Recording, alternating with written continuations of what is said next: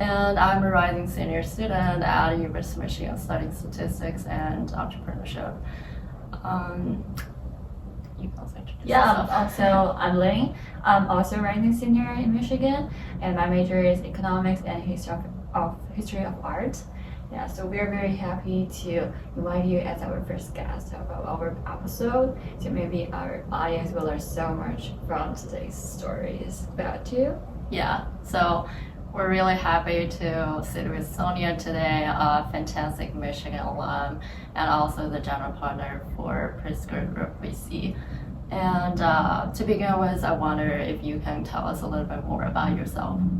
Sure. So thank you for having me. I'm Sonia Nagar, and I'm currently a general partner at Pritzker Group Venture Capital, which is a fund that focuses on Series A investing based out of Chicago.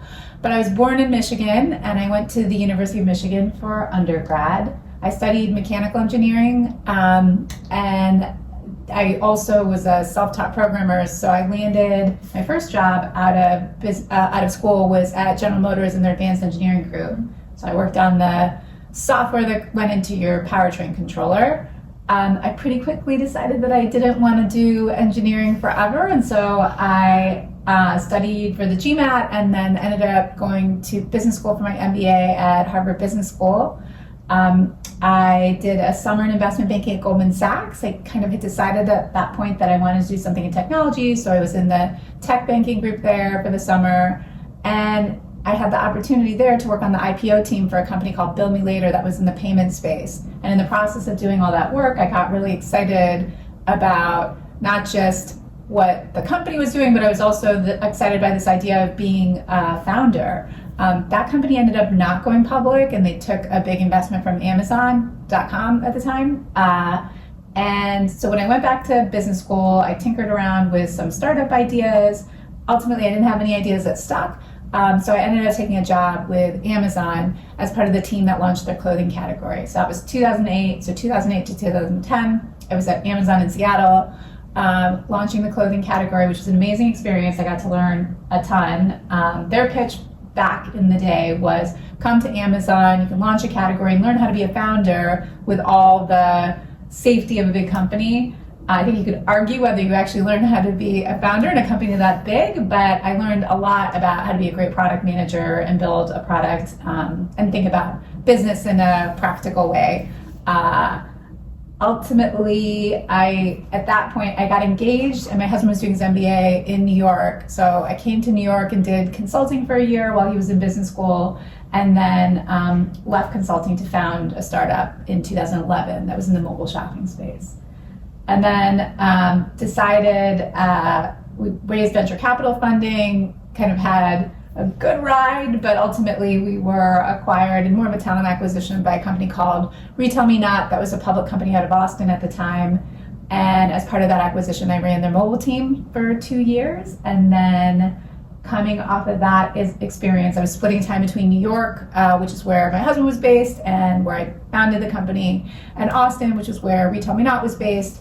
And my husband and I were ready to start a family, and we wanted to come back to the Midwest, so we picked Chicago and bought a place here. I thought I was going to start another company, and I started meeting with venture capitalists here in town, because one of my big lessons learned from being a founder the first time around was that it's very helpful to get to know investors before you have to ask them for money. And so I met Pritzker Group in that context, and they liked my background and asked me if I'd ever thought about being an investor, and that was almost 8 years ago. So it's been a lot of fun having seen both sides of the table. And I mean, I think having the background as a founder before becoming an investor has been very helpful now that I'm in the day-to-day job. But I always tell people, because I've had so many different steps in my career process, I think the common thread was I decided early on that I wasn't going to just take a job for the money. I wanted to do things where I could learn, and I was interested, and I was pretty good at self-teaching and a self-starter. And so you can change jobs, and as long as you're willing to work hard and study,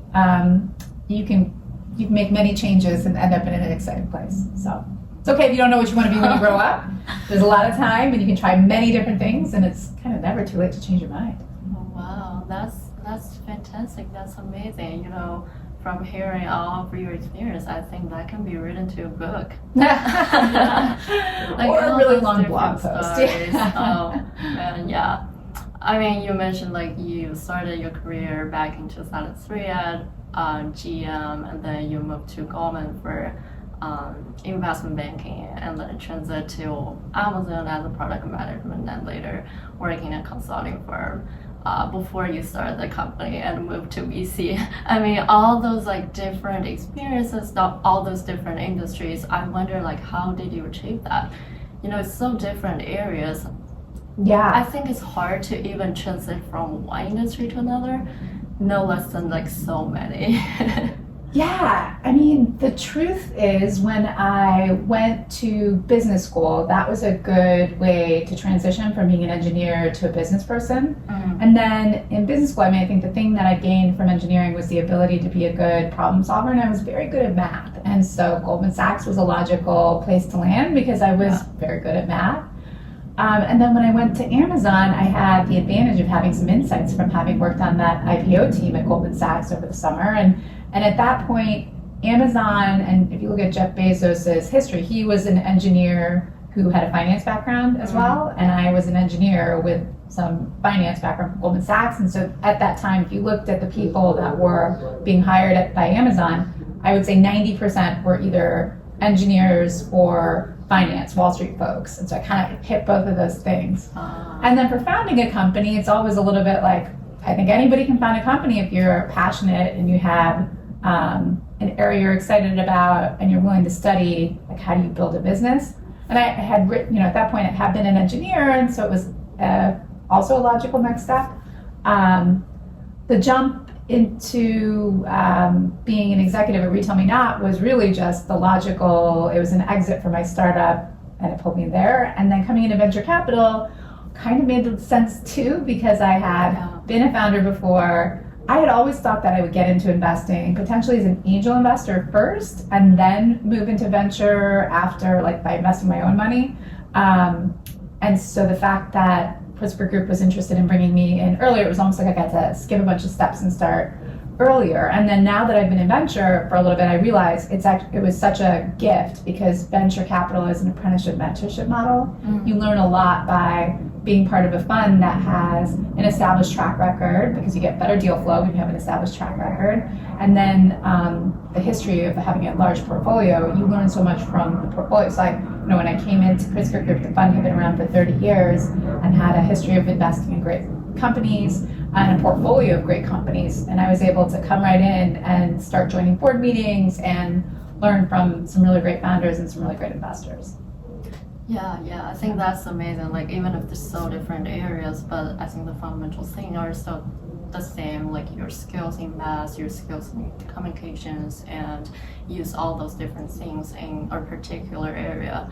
And I think definitely the MBA program played an important role for you to kind of transit your career from engineering to finance, and that's definitely something like I think both Lee and me consider doing later on. It's interesting that in the summer I attended a MBA event hosted by Harvard, and they came here to Chicago for the students who were interested in doing the MBA program and talk with us. And I realized like for the MBA, actually a lot of people come from different backgrounds. They work in the army, they work in like tech or consulting, but it's always a good thing like to kind of you want to change your career path and meet new people and meet new areas. Yeah, no, and I do think, and obviously I know the Harvard Business School experience better because that was my experience, but it was it was not, there are a lot of consultants and bankers that will go to business school. That is definitely a tried and true path, but HBS does a really good job of bringing in people with a diverse set of experiences and backgrounds, which just makes for a richer discussion and a lot more perspectives. I think there's also 40 or 50% of the class that's international, which is super interesting as well, because you get to learn from a global experiences versus just a US experience. And if you're trying to be a leader in a corporation, you have to have a global perspective. Absolutely. Yeah, I believe your story will be very encouraging for those like engineering background students, because most of my classmates they're trying to get into like Amazon or Meta or like doing software engineering, but maybe they can have like more paths to pursue in the future. Yeah. Yeah. Yeah. I'm also curious, like, could you talk a bit more about the startup you found, the Picky, the retail shopping, like, like how do you find the opportunities? Like, how do you come with the idea to do this at that time? Yeah, so there were a couple, from a timing perspective, there were a couple things that were new when I founded my company in 2011. The iPad had just launched, so the iPad App Store was it was a brand new device that had a lot of buzz around what it could potentially be. And I was coming from Amazon, and there was a whole bunch of new social networks.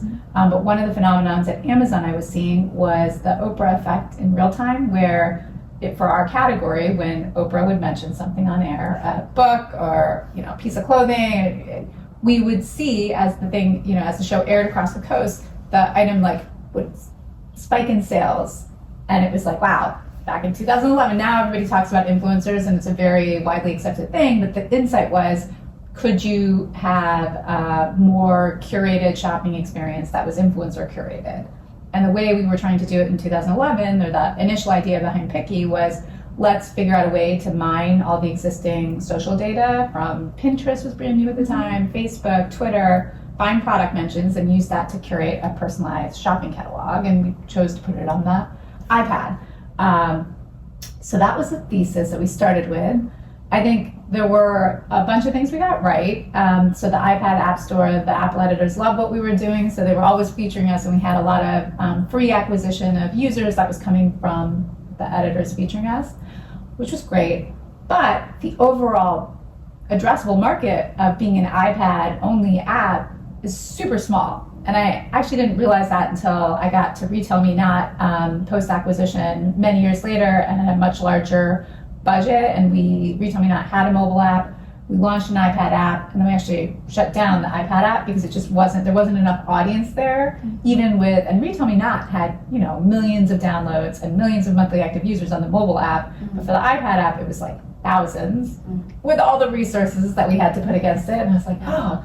One of the fatal flaws was that we focused on the iPad. But we pivoted through a bunch of different ideas, because as many startups do, when the first thing didn't work, we started to think about, was there a B2B offering where we could use our mobile development skills to white label apps for, the problem again was it didn't make sense for most e-commerce retailers, et cetera, to have a iPad only app. And again, this is what I have all the benefit of having hindsight and more data at my fingertips. But so ultimately, one thing that I do think we did well was we had a rational perspective of where the company was at, and knew we were either going to have to raise more money and completely pivot to build something different, or because at that time mobile app developers and that skill set of building apps was still very new, we had an opportunity to sell. And we had inbounds from all of the big tech companies. Ultimately, Retail Me Not is where we landed.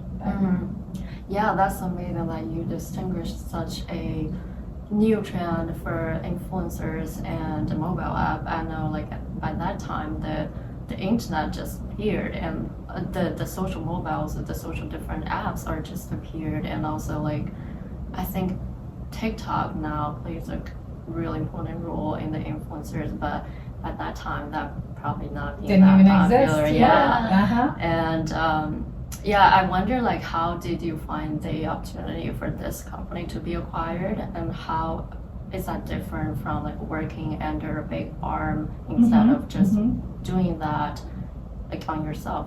Yeah. So it's very opportunistic.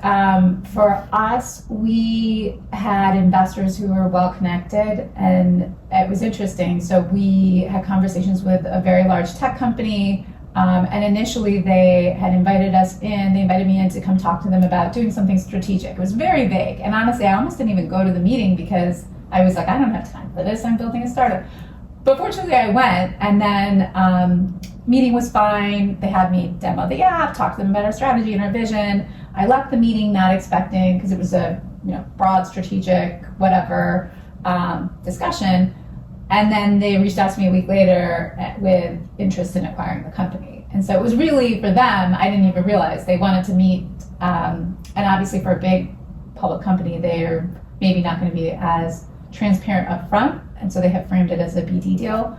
And I think a lot of our conversations, and we advise the startups we work with now, if one way to find acquirers is to partner with them first. They get to know you, you get to know them, and sometimes that can lead to acquisitions in the future. You have to be a little bit careful with the big tech companies because sometimes they can just copy what you're doing, or but in this case, a lot of our conversations were around people who wanted to partner or were interested in partnering or had gotten to know us through partnership conversations and had been tracking us. And so then when it came time to sell, we were able to run a process ourselves. We were too small to hire a banker. Mm-hmm. So one of you asked, what's the difference between when I ran my process, it was me running the process, I was the banker basically, versus when you're a larger company and you're going through a sale process, often you'll hire a banker. Although what I've seen from my experience here at Pritzker Group is the best companies are bought and not sold, which just means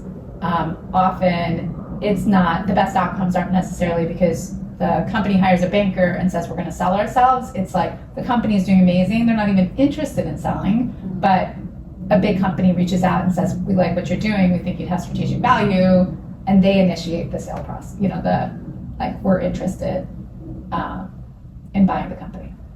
Yeah, like I interned in M&A investment banking this summer, so I feel like it is more like a people business.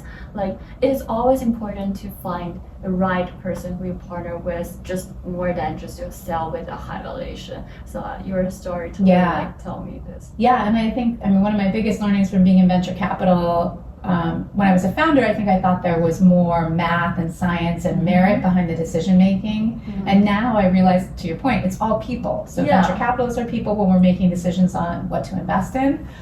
M&A teams are run by business development professionals, and ultimately there's an executive team that will have a say in politics and dynamic. It's like people make the decision on what gets bought and what doesn't get bought, and it can often be very subjective and a little random. So there's an element of luck and serendipity, and I do think you can hustle hard and work hard and make your own luck. Like if you're a founder and you do hundreds of meetings with people, you're going to have more surface area, more exposure, more touch points, more people who can advocate for you in an acquisition situation versus if you're not talking to anyone. But somebody making a decision that they want to buy your company is a little bit of like luck and timing. Yeah, absolutely. I think you also mentioned like normally the firm will hire an investment banker to like deal with the transactions because they need an expert in M&A and legal and so many different stuff like they might not know before they want to sell the firm. But I think for you definitely have the privilege to be as investment banker before and kind of handling all the process by yourself. And I believe that a large percent of our audience, like our peers, are also doing their own business or they started a startup even they are still in school. And I believe that some of them will take their company to M&A or sell to larger groups later on. So I think this experience and what you shared would definitely be helpful for them too.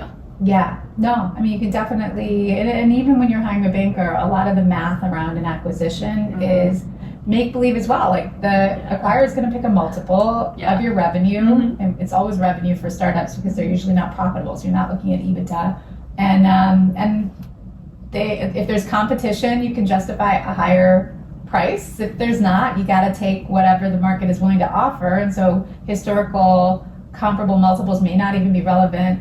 A lot of times the reason you're hiring a banker is for their Rolodex. Like who do they know? And they're doing this all the time. So they're talking to people about deals all the time. So they know who's buying what and can help you navigate the people more than their math skills. Yeah, exactly. I wonder, do you have those interesting stories when you were negotiating with a retail LP?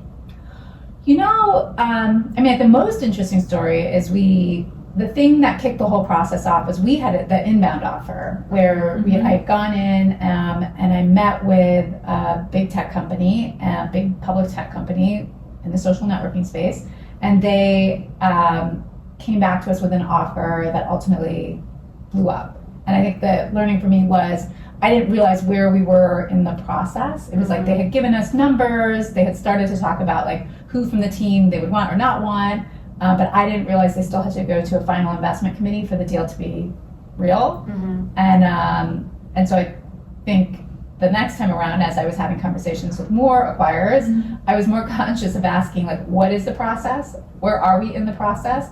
So that I knew what I could manage my negotiations with other people accordingly. Because I had stopped, once we got that offer, I was not talking to other people, but until you sign an agreement that has an exclusivity clause where you can't shop the deal around, the best thing you can do as a founder is create competition to keep an acquirer honest and to give yourself alternatives in the process. And so that was my biggest lesson learned was understanding the deal's not done until it's done. And now that I'm on this side of the table and we see, we have a large volume of our portfolio, most 99% exit through M&A. There's like one or two that will go public.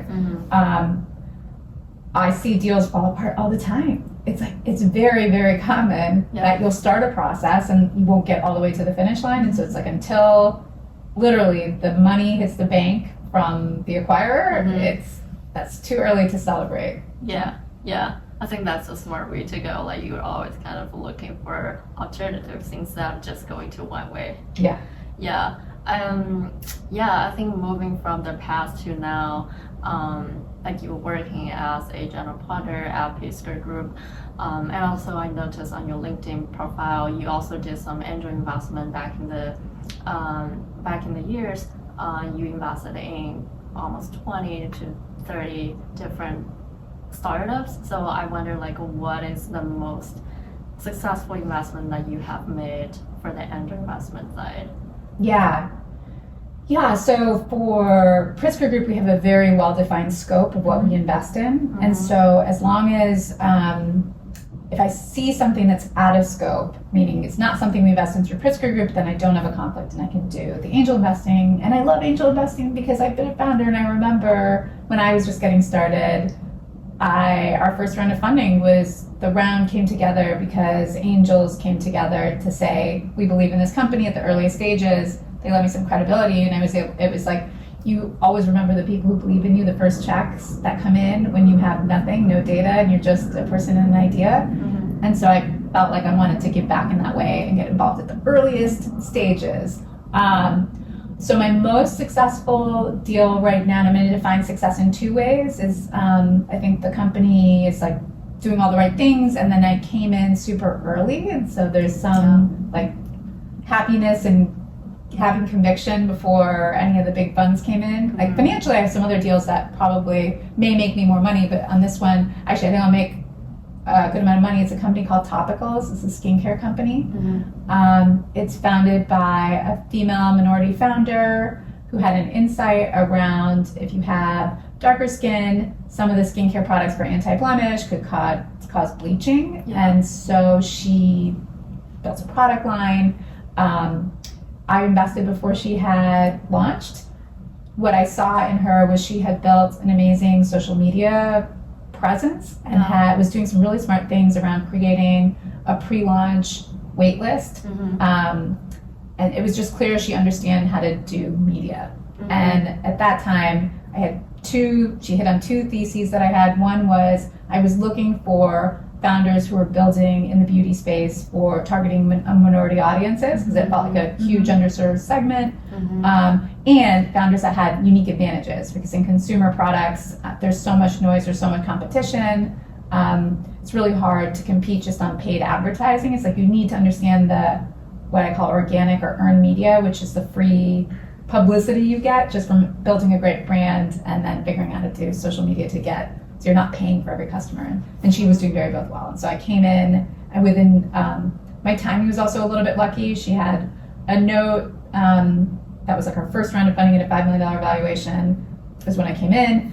She, like a month later, had a bigger fund come in and do a round that was at a $10 million valuation, so it got marked up really fast. And then her latest valuation's 9 figures. She's grown incredibly. You can find her in Sephora.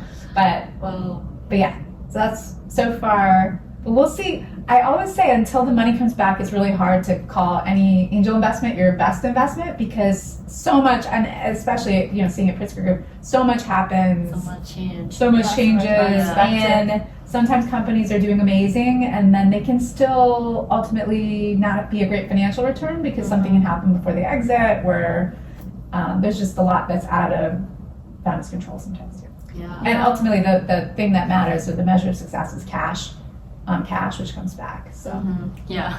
I can definitely see that your passion for angel investing actually brings you the wealth and success. Finally, I think that's something that is really important for us to learn. Like passion will always bring you something that you will finally get. And I'm also curious, and I believe a lot of student founders will be curious that what kind of key metrics that you very value when you're doing angel investing. Like what will ask, or how will ask them some questions? Like what do you think the most important 3 questions?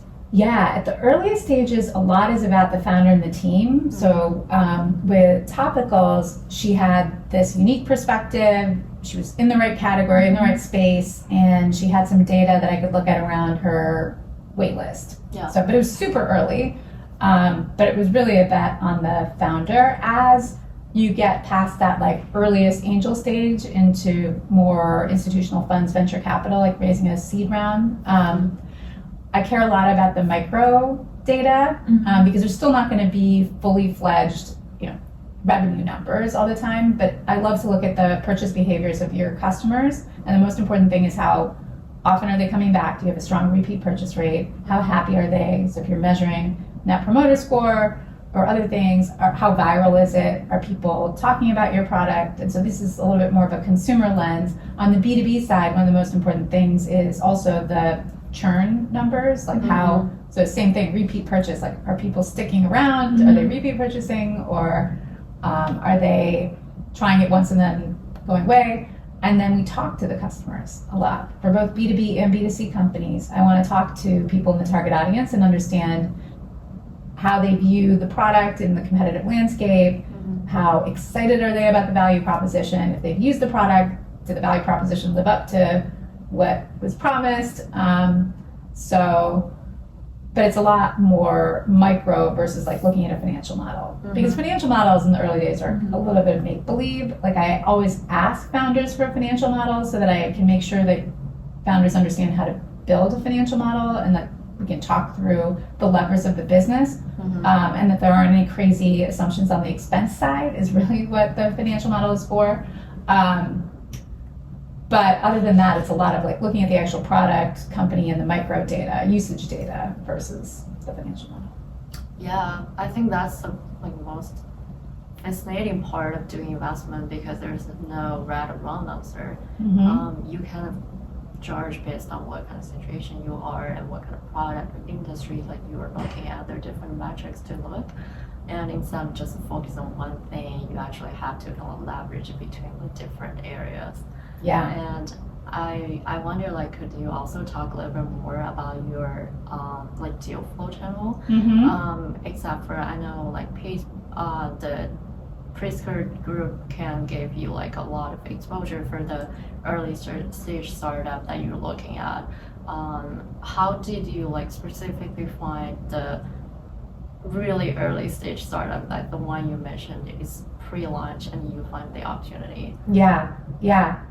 So you're absolutely right. There's a certain amount of deal flow that just comes from being at Pritzker Group and the Pritzker brand that drives some deal flow. There's a good amount of deal flow that comes from the deals you do. So if you do great deals, in this case, I had invested in a company called Wander Beauty, and the founder of Wander Beauty referred this deal into me. And so probably one of the best ways you can get introduced to a venture capitalist is through their portfolio, because, and especially if it's a founder that has expertise in the category. Divya is a founder that I backed because I thought she had a great perspective in the beauty category, and then she referred me to another beauty founder. That carries a lot of weight, and she was investing in that deal too. It was trifecta of awesome things that came together to get me excited there. But yeah, your founders end up being, you get good deal flow by doing good deals, is one of the best ways you could do it. And then I also do a lot of, I try to do these types of things to put my perspective out there on the things I invest in. So people get to know me through events and speaking on panels. There's like a lot of top of funnel marketing activities. I'll write a little bit, so I'll write some blog posts if I have a category that I'm really excited about. So a while back, 5 years ago, I wrote a blog post on video shopping marketplaces because I was really excited about the category. And obviously in Asia, there's a lot of companies that have built huge businesses, very lucrative businesses. And in the US, we don't have, other than QVC, we don't have like a next gen QVC. And so I was interested in finding companies in this space. So I wrote this blog post, started telling other investors that I was excited about this space. And 5 years later, people referred me a lot of deals, none that I was that excited about. And then I just did a deal last year, a company called Shop Things out of Toronto that is in this video shopping space that I'm very excited about. So content can play a role in helping to drive deal flow. And then I do a lot of meetings with other investors that invest a stage earlier than me. So we invest at Series A as our sweet spot. I spend a lot of time cultivating a network of folks that are at the pre-seed and seed stage that send me deals. Yeah, it's amazing to see that you have so many different ways to get deals. But it's definitely one of the most important parts of the job. It's less, if you don't see great deals, you can't do great deals. So as important as it is to make good decisions and do a good diligence process, you have to have the top of funnel deal flow or you will never win in investing. Yeah, absolutely. Like where you put yourself at the first place really set the tone of the later. And I wonder, like, how do you work with the founders, even like after you invest in the company, especially for you having the experience of working as a venture capitalist, but also a startup founder before. Like, how do you facilitate them to grow faster or grow better?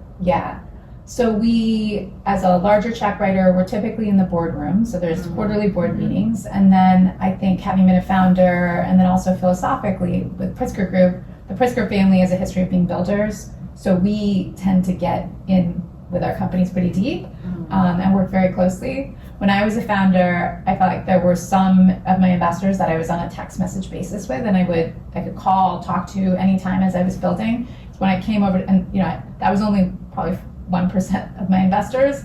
As an investor now, when I made the switch over, I vowed that I was going to be the type of investor that would be a text message connection, not, I have to email or set up a meet, like just text me if you have something that I can help with. Because so much when you're building and you're in the flow of things, it's like, I want to help when it's timely and top of mind. And if text message to me implies like it's timely and it needs help now. So I do monthly meetings on top of the quarterly meetings just to make sure there's a lot of frequent touch points so that I'm current on anything that's going on in the business for the companies we invest in through Pritzker Group, especially where we have larger dollars at work, and then text message at any time. Yeah, I really appreciate the way like you make yourself so approachable to the founders. I mean, a lot of the venture capitalists will kind of step away after they invested or like really hard to approach for the founders. But I really appreciate that you did that way and make it easier for them to talk to you like us. We are not like founders, but I mean, we really appreciate the time to speak with you and learn from you. Yeah, I mean, it's amazing how easy it is to build relationships. I think that I was surprised when I first started taking board seats for Pritzker Group. I had asked one of my partners what it took to be a good board member, and the bar was so low. His answer was, you just need to be responsive. And then I thought back on it and I was like, I remember when I was a founder, I would write these monthly updates that I would send out to all my investors, and it would be crickets. Like very rarely I get like 1 or 2 emails back, and everybody always advises you as a founder to write these updates so everybody's in the know and put your asks or where people can help up front. And so I feel like I have such great relationships with a lot of my founders just because anytime I get an email, an investor update, I know how long it takes to write those things and how thoughtful people are trying to be. I always try to respond, at least acknowledge receipt at the very least, to say, hey, I received this, great job, or at the very minimum, or even better, try to find 1 or 2 things that I can offer up as help. If they're like, hey, I'm looking for introductions to somebody in this category or somebody that knows buyers at Target or whatever it is. I don't know what it is. It changes based on the company. yeah, you just try to respond. Yeah, I love that, especially you did the startup before, so you can actually put yourself in their shoes to kind of feel how they are feeling. Even just a really short message or short like email reply to them can be really encouraging and supportive. I love that perspective. Yeah. Yeah, so like as a finance part, I'm very curious, like you're an angel investor and Pritzker like focus on the stocks area, but for your own self, what do you see like the next trend or future view of your own investing? Will you continue for skincare, consumer, or you explore other areas? Yeah, so so through Pritzker Group, we do a lot in marketplaces and vertical SaaS. And then in marketplaces, I would be even more specific. I'm excited about digitizing online industries. So one of the deals we did that was very successful was a company called Backlot Cars that was helping auto dealers do online transactions. I just did a company out in Boston that I invested in called Machinery Partner that helps with transacting heavy machinery equipment.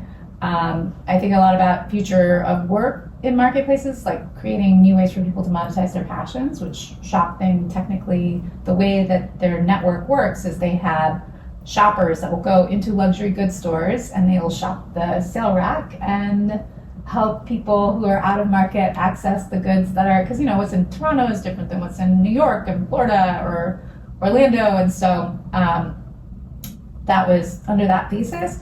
And then I love like heavy frequent purchase industry, marketplaces. So through Pritzker Group, we're an investor in Spot Hero, which is a parking marketplace. Helps you find parking spots. And I invested in a company called Yay Lunch that does kids' school lunches, so super high frequency. Gotta eat lunch. And so I like that characterization. As an angel investor, I have historically done a bunch of consumer products. And I think the thing that gets me excited is it's so competitive now. So I do a lot less in consumer products. But I like high frequency purchase categories. So things like beauty, which is a daily routine. My last angel investment was a company called Oat House, which does granola butter. It's an alternative to peanut butter for kids that my kids have every single day because they're vegetarians and you can't do peanut butter for any summer camps. And so it was like, I had this need, and Sun Butter is like not that interesting. They've done all these fancy things with this Oat House brand to create a chocolate flavor and a cake flavor and a cookie dough flavor. And so she actually DM'd me on Twitter, and I don't know how she found me. Maybe she looked at a list. There's always lists of who's doing angel investments. But yeah, it's like underserved markets. I do some things in femtech, like female technology, health technology, because we don't do healthcare through Pritzker Group. And what else have I done as an angel? What else am I excited about? I find like it's a lot about people, and so a couple years back, I made a decision that anybody from my HBS network that asked me for an investment, I'm going to invest in. Oh, wow. Because if you take a portfolio approach, it's like there's going to be winners in there. I only heard this story online. I never imagined this can be true. Well, and I realized that because I invested in a classmates company through Pritzker Group, and I saw in the earliest rounds of funding, there were one or two male classmates on the cap table, and I was like, why did I get the call? And I realized I feel like there's not enough women angel investors in general, but I am an investor and I want to angel invest in these things, and I love like helping founders, and so I realized you just got to do the deals to become known for the deals. And so now I've just put it out there for my HBS friends in the network. Like if you're starting a company, I am good for one of your first checks. It's gonna be a small check, but I'll write a check. I can really see a lot of like women power on you. Like as you said, you're like only a few female angel investors right now. Most of venture capital workers are males, but I think you're very like outstanding through them. Like you could actually be a lot of role model for a lot of women who want to do venture capital investment in the future. Yeah. No, I mean my advice is like get comfortable taking risks. I got very good advice when I was coming into venture capital from a friend from business school woman who had been in venture capital in Silicon Valley for 8 years by the time I came into venture capital. And she was like, you've got to take shots on goal. If you don't invest and do deals, you're not going to learn. You're not going to create deal flow. She said one of her biggest regrets was that she talked herself out of a lot of deals.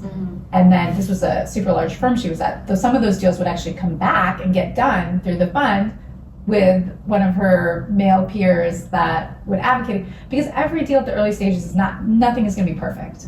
There's always going to be issues. You just got to figure out which issues can you live with and which ones can you not live with. And then you're going to make mistakes in the early days.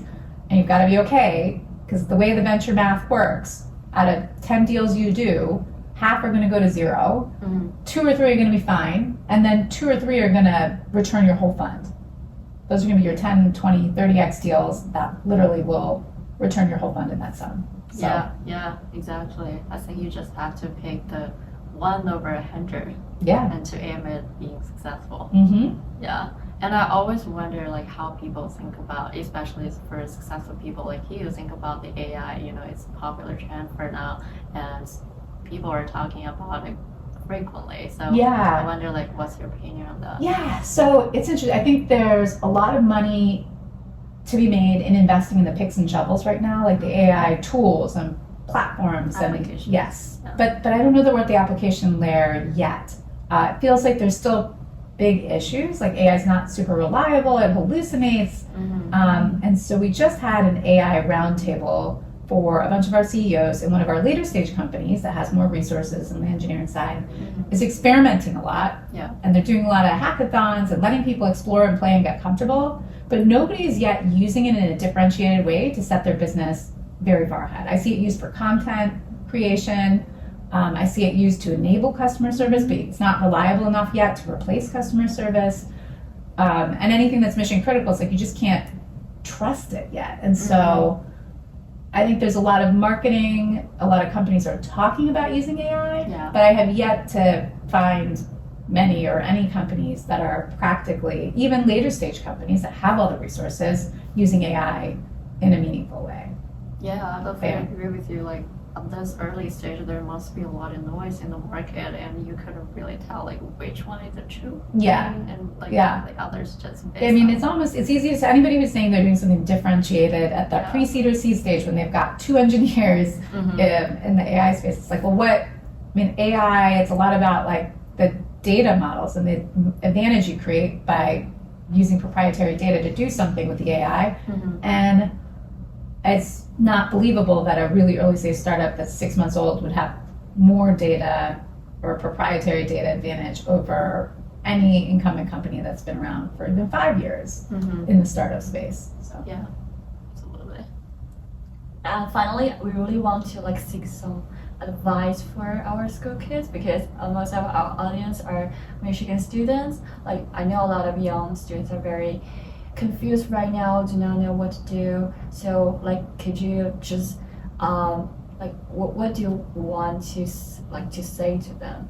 Putting our shoes. I mean, I think the advantage, if you look at my very nonlinear career, it's that you don't stress too much because you can always change directions. And even if the thing you do immediately after school isn't the thing you want to be doing for 20 years, you could still learn something. And so try to make the best out of every experience. Like I will say, probably what enabled me, even though I knew I didn't want to be a career engineer, I was a very good engineer at GM. And I did very good. And that's why I got into HBS, was because it wasn't like I was like, oh, I don't want to be here, and so I'm not going to be very good at it. I was like, no, I want to be the best engineer. I want to be the top engineer. I think I was the first promotion for my engineering class out of the thousands of engineers. So you got to try to be excellent at whatever you do, even if it's not the thing you ultimately want to do forever.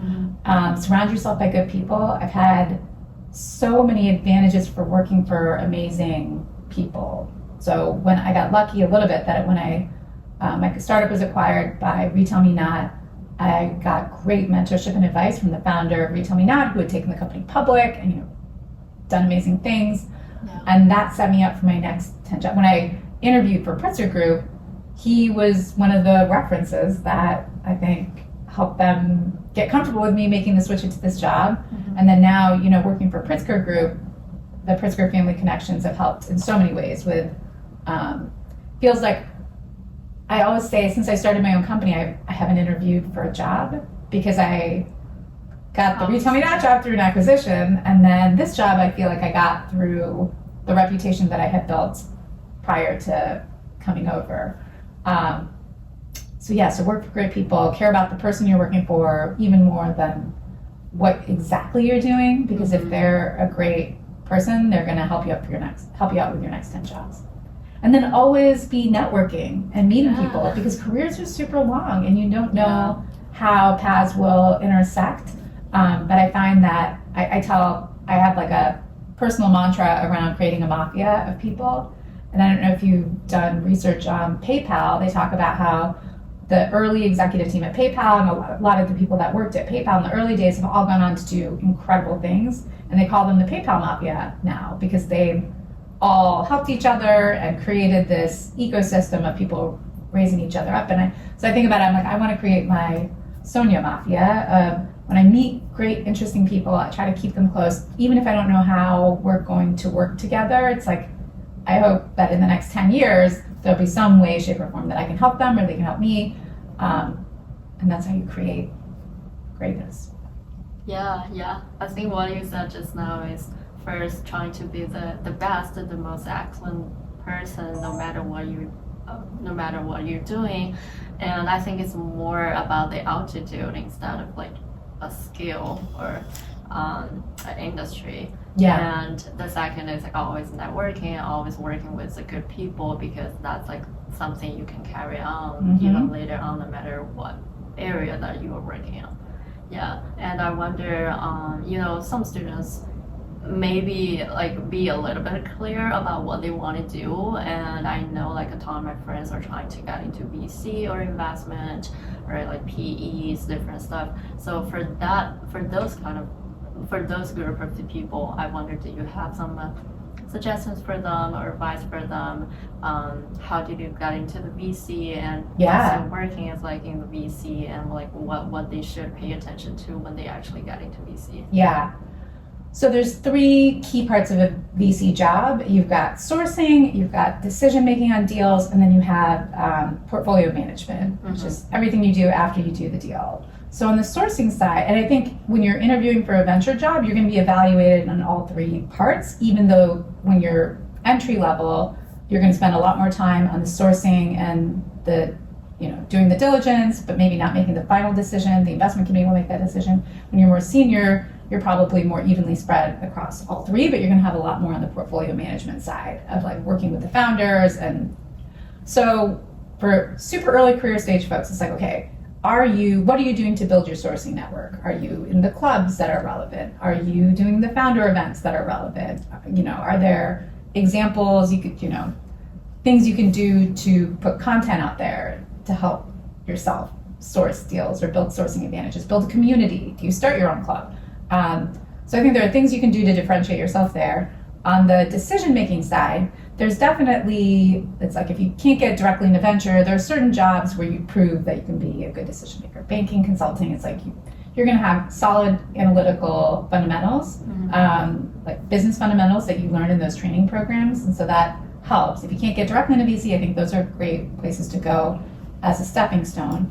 And then I think if you have the ability to write some small angel checks yourself, that's also a way to show that you're a good decision maker. If you can, even just by writing 5K checks, and you have to build a portfolio, show that you have good decision making when it comes to doing deals. And then portfolio management is all about building relationships with founders. And so I think you can also demonstrate, like, what do you do if you write a small angel check, or if you don't have an angel check to write, do you have time that you can get? Can you invest your time and be an advisor to startups and build a relationship in that way?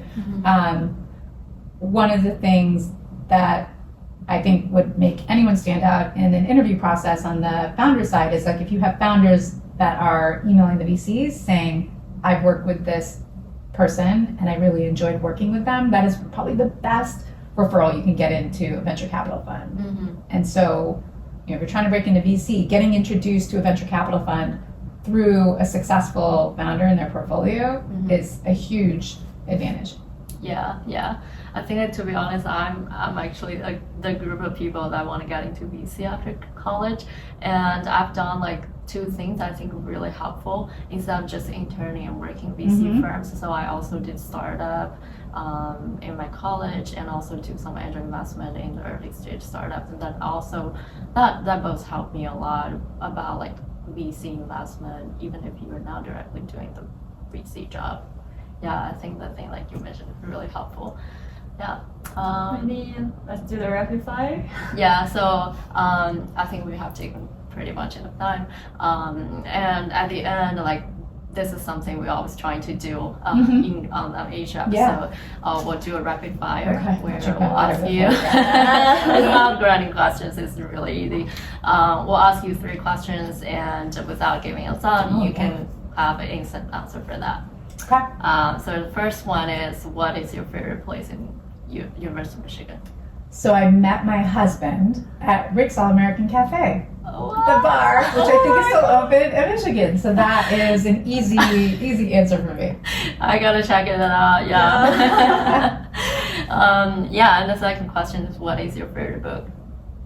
That's a good one. So my favorite classic is Great Gatsby. I feel like it's just a book that has a whole bunch of different layers to it and different meanings. And so it was one of the first books that I was like, you read it once and you're like, oh, that was a good book. But then you read it the second time and you're like, oh, there's all this nuance that I missed out on the first time. So it's a reminder to like pay attention to the nuance. Absolutely. It's interesting that you mentioned that book. That's the first English book that my English teacher recommended to me. Yeah. And I love the movie they made It's a on good that too. movie. It is. And the final question is, what is your favorite podcast? So for folks that are trying to get into venture capital, I think 20-Minute VC with Harry Stebbings is a good one. Yeah. He's just had some really great thinkers and great VCs on it that I listen to get perspectives. So Totally agree. I listen to that podcast too. And one of my favorite podcasts is Invest Like the Best by Project. Nice. Yeah, I think we had a I really think that's good the end. conversation. Thank you so much for your time today. We really learned a lot from you. Thank you for having me. Good luck, you guys, and good luck to all the other Michigan folks. Go Blue. Yeah, go blue. Thank you. Thank you, Sonia. Great.